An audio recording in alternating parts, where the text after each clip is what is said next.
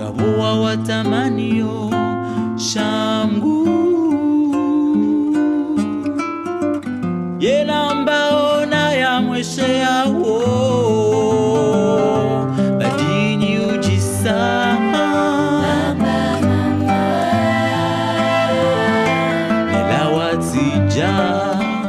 À Mayotte, malgré beaucoup d'efforts de l'État et des enseignants pour rattraper le retard sur les écoles de la métropole, il y a encore beaucoup de problèmes, et pas des moindres.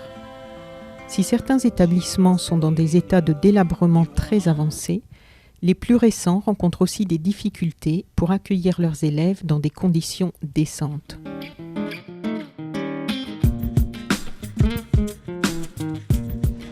Les enfants pataugent, ils vont patauger dans l'eau bouilleuse, quoi, je veux dire. Oui, à l'entrée de l'école, oui, et puis c'est un danger permanent. On l'a signalé à la mairie, aux autorités. Monsieur le directeur académique était venu récemment cette année même.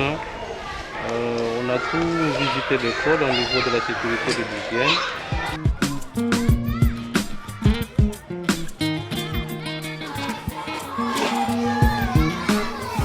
C'est une station d'épuration en fait, c'est pour les eaux usées. Les eaux qui viennent des toilettes, qui viennent des robinets, qui viennent de lavabo. C'est un nid de moustiques en fait.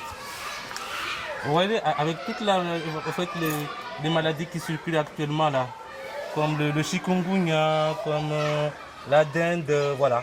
C'est à l'intérieur de l'école, c'est pas fermé, c'est pas vraiment hermétiquement fermé. Et comme ça ne fonctionne plus, on voit très bien là les araignées, on le voit très bien là. Les toiles d'araignée, on le voit très bien. Ça montre que vraiment la machine n'a jamais bougé. Donc du coup, le soir, tous les moustiques en fait vont rentrer dans les classes. Ils attendent les enfants. Et le matin, eh bien, les enfants ils sont piqués par les moustiques. C'est la responsabilité de la mairie. Le vice-rectorat envoie le personnel enseignant.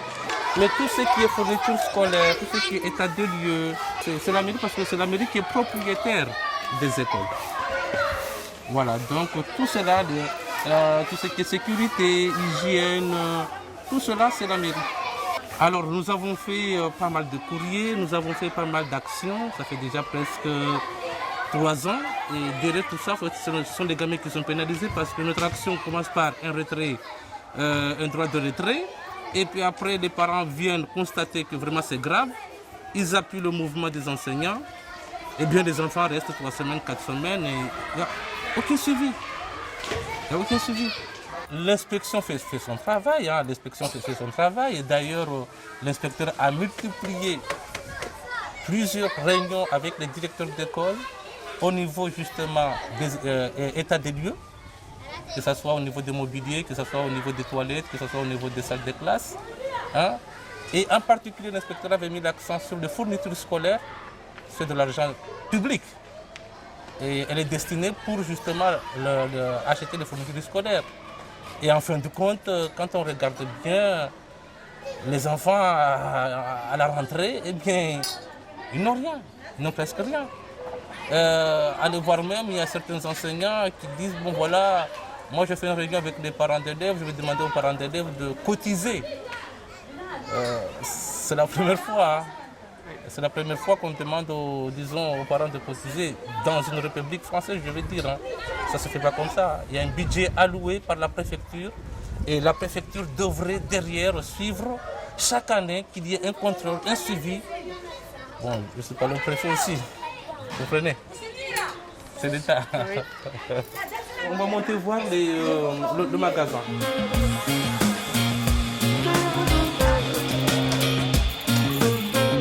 Le cadenas, c'est un enseignant.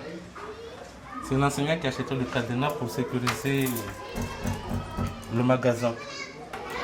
C'est à la charge de la mairie, mais c'est un enseignant. Bon, voilà le magasin pour 734 élèves.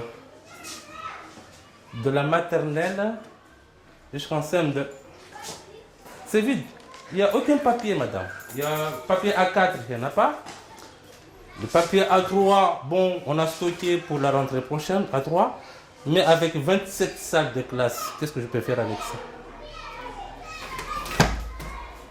Hein? Il n'y a pas de jouets, il n'y a rien. Hein? Ça, c'est du matériel pour faire des arts plastiques. Il y a encore. Il n'y a rien. Et le matériel DPS, en fait, ça, on nous a fait don par un magasin. Par un magasin. Qui nous a offert, en fait, quelques matériels DPS pour qu'on puisse faire au moins les PS. Voilà. Et voilà, tout ça, c'est pour la rentrée prochaine. J'ai 700 gamins. Avec 700 gamins,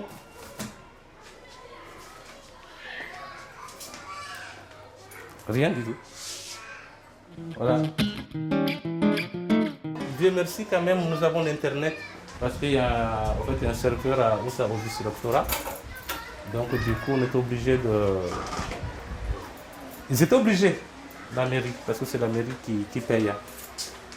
Est-ce que j'avais encore un courrier, attendez, qui date depuis 2011. Ah ouais, voilà. Visite de l'école école primaire en Congo Plateau du 2 février 2011 par Madame Thérèse Castelge, inspectrice de l'éducation nationale adjointe au vice-rectorat. L'inspecteur aussi, il y en avait un, M. Darmi qui est mon assistant de direction. Donc cette visite a été faite depuis le 2. Vous voyez. Et on avait listé les travaux à effectuer. La responsabilité, c'est qui? Est-ce que c'est la mairie ou bien c'est Simiam? Parce que le constructeur, on va dire ça, il y a un organisme qu'on appelle Simiam au niveau local. Hein. Ça n'existe pas en métropole, mais c'est au niveau local, le Simiam. Donc du coup, on avait bien listé tout ce qu'il fallait faire. Hein. Tout ça. Comme vous le voyez. Et voilà les travaux pour Simiam. Alors le Simiam nous a envoyé au fait un courrier. Le président est venu nous féliciter parce que oui, c'est vrai, voilà, vous avez bien fait, les parents ont bien fait de fermer l'école parce que c'est vrai que la sécurité n'est pas là, c'est vrai que les conditions d'hygiène ne sont pas réunies. Donc du coup, moi je m'engage à faire les travaux qu'il faut, mais jusqu'alors, on n'a pas vu l'ombre des travaux. Donc quand je tape la main sur la table en disant ça ne va pas, nous allons exercer. J'ai toujours des pressions venant de la préfecture, hein, préfecture et du vice-rectorat. À un moment donné, même on nous a qualifiés de fainéantisme. On était des feignants. On ne voulait pas travailler. On va dire dans ce sens-là. Voilà ce que je voulais vous montrer, madame. Juste des planches pourries qu'il faut changer. On découpe, on les fixe, on les met. C'est tout. Et ça ne coûte rien. Parce que le problème de cette école, c'est qu'on est sur une colline, ils ont creusé la colline, ils ont planté l'école dans un puits. Et ces puits, pendant la saison de pluie, eh bien, ramasse, excusez-moi le terme, mais ramasse toute la merde qui descend.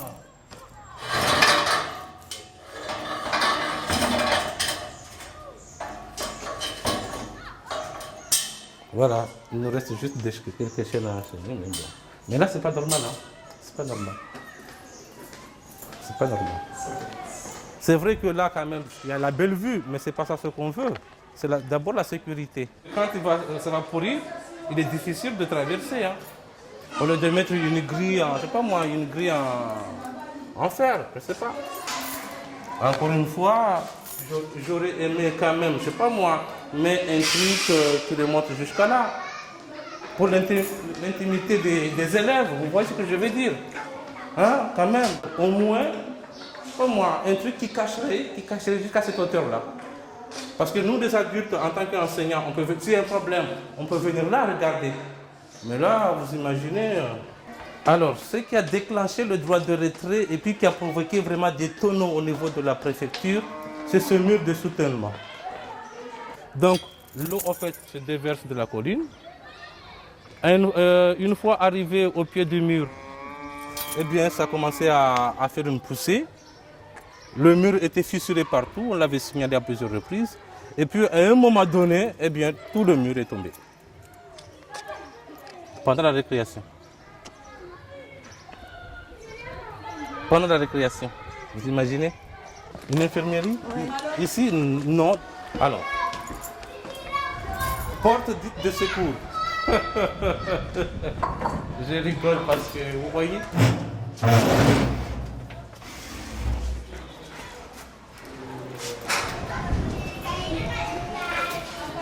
Normalement, si je déclenche là, normalement, les deux portes devraient se fermer obligatoirement et l'évacuation, c'est de l'autre côté.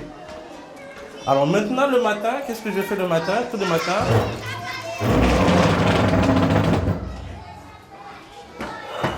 Voilà. Oh! C'est comme si j'ouvrais un magasin Cora, je sais pas quoi. Et voilà. Non, c'est pas le bon. Là, c'est bon, c'est le bon. Et le pire, attendez, on va pas aller loin. Donc à chaque fois, les enseignants sont toujours... Attention, mettez-vous, les enfants vont passer par là. Attention, ils sont à l'alerte des enseignants. Vous voyez? Et bientôt, ça va aller, hein, c'est une maladie, en fait.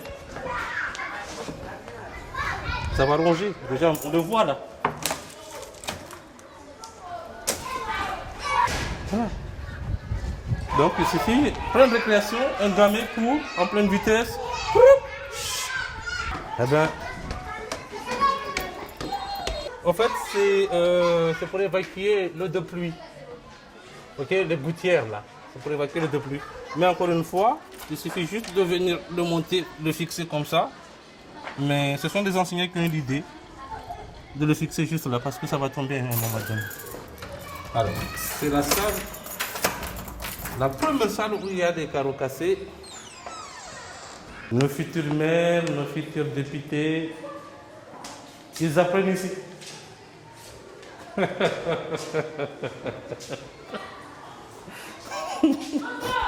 Voilà. Ils apprennent là. Là, les femmes de ménage vont venir nettoyer, mais quand même le danger est là. C'est pas la seule salle, hein. Il y a une deuxième salle encore, mais bon. Mais les inspecteurs, en fait, sont vides. Donc, en cas de départ de feu, ok, madame. Ça ne fonctionne pas. La dernière commission de sécurité qui est passée, avis défavorable à toutes les écoles de la circonscription. Avis défavorable. Aucune école n'a eu avis favorable. Et quand on connaît bien la réglementation, la commission, quand elle met un avis défavorable, normalement, la mairie suit derrière. Un arrêté, je ne sais pas moi, voilà, un arrêté de fermeture carrément. Donc, on se pose la question, c'est surtout à Mayotte, je pense que c'est un peu particulier, mais en cas de problème dans ce genre de situation, la responsabilité appartient à qui? Il n'y a pas eu de mort, il n'y a pas eu de blessés, on remonte. Vous surveillez, attention, la récréation. Je rappelle toujours à tout le monde. Mais le matin, je suis toujours là le matin. Même si je travaille l'après-midi, je suis là le matin. Pourquoi? Parce que ma responsabilité, elle est engagée. Elle est engagée à fond. Le vice-rectorat ne peut pas faire des miracles, vous savez. Le vice-rectorat nous a donné des ordi, le vice-rectorat nous a donné le personnel enseignant, l'inspecteur fait son mieux par rapport à toutes ces difficultés-là. Hein? On nous a récemment même dit de voir par rapport aux fournitures scolaires ce que nous avons reçu et ce que nous n'avons pas reçu. Okay? On a fait déjà ce travail-là, on a envoyé à M. l'inspecteur pour constituer un dossier. Oui. Mais ce qui est vraiment flagrant, flagrant dans cette histoire, moi, c'est la part de la préfecture. Que fait la préfecture avec cet argent public, vous savez? Que fait la préfecture? Il faut faire un exemple, 2 ou 3 élus, les menotter. Pas moi. 2 ou 3 élus. Hey! Raoul Silvano! Ultima Johnson Lano.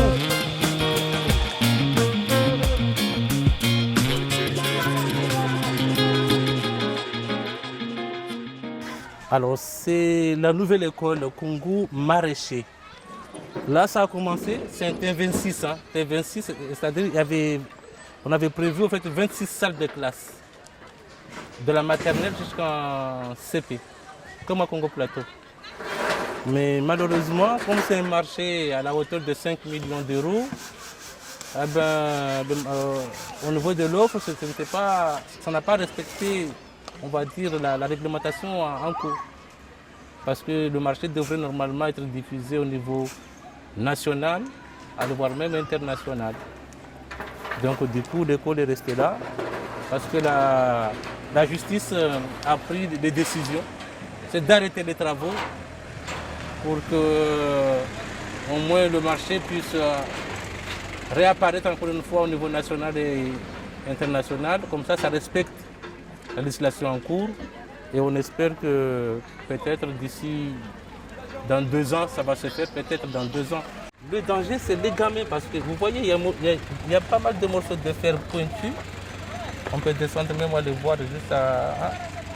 Et il y a même des fils électriques, je ne sais pas si c'est alimenté ou pas, mais c'est très dangereux. Alors si c'était fait, normalement, ça devrait être l'une des plus grandes écoles du département de Mayotte.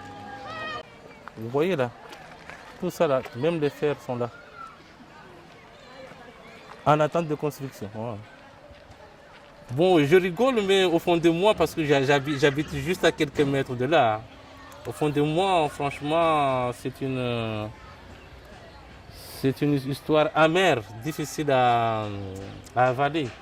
J'ai aussi mes enfants, j'ai 4 enfants, ils sont tous scolarisés ici.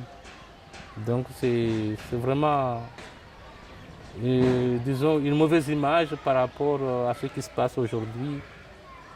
Moi, je lance vraiment un message à nos élus d'aller voir l'administration, d'accélérer les choses parce que là, c'est grave. Nos futurs élus, maires, ou aller voir même le futur député, il est dans nos écoles, là, nos écoles maternelles, primaires. C'est la génération future qu'il faut former dès maintenant.